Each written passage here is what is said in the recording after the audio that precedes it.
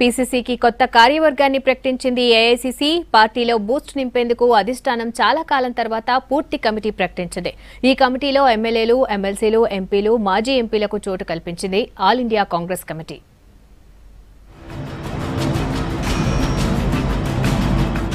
రాష్ట్ర కాంగ్రెస్ కు కొత్త కమిటీని ప్రకటించింది ఏఐసీసీ.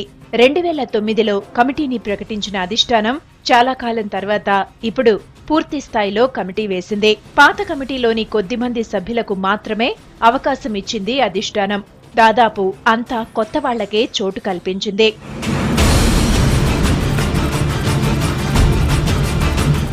కమిటీలో ఉపాధ్యక్షులు, ప్రధాన కార్యదర్శులతో పాటు కార్యనిర్వాహక వర్గం, శాశ్వత ఆహ్వానితులు, సమన్వయ కమిటీలను ప్రకటించింది అధిష్టానం.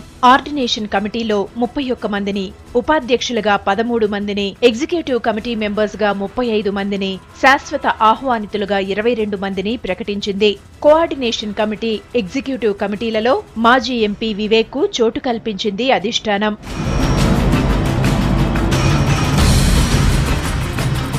వైస్ ప్రెసిడెంట్లలో ఎంపీ నంది ఎల్లయ్య, సబితా ఇంద్రారెడ్డి, మల్లు రవి, డీకే అరుణ, ప్రసాద్ కుమార్, పొన్నం, బలరాం నాయకులు ఉన్నారు. కార్యనిర్వాహక కమిటీలో జానారెడ్డి, షబ్బీర్ అలీ, పొన్నాల, జైపాల్ రెడ్డి, మర్రి శశిధర్ రెడ్డి, దామోదర రాజనరసింహ, సురేష్ రెడ్డి, గీతారెడ్డి, జి వివేక్, మధు యాష్కి, షెట్కర్తో పాటు సీనియర్ నేతలందరికీ అవకాశం కల్పించింది.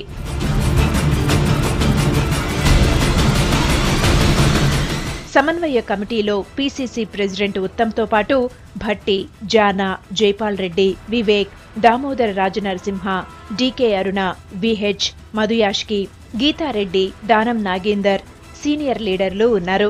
అధికార ప్రతినిధిగా ఉన్న దాసోజు శ్రవణ్ కు జనరల్ సెక్రటరీగా ప్రమోషన్ ఇచ్చింది అధిష్టానం.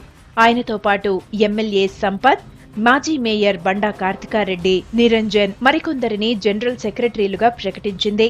కోశాధికారిగా గూడూరి నారాయణ రెడ్డిని నియమించింది ఏఐసీసీ.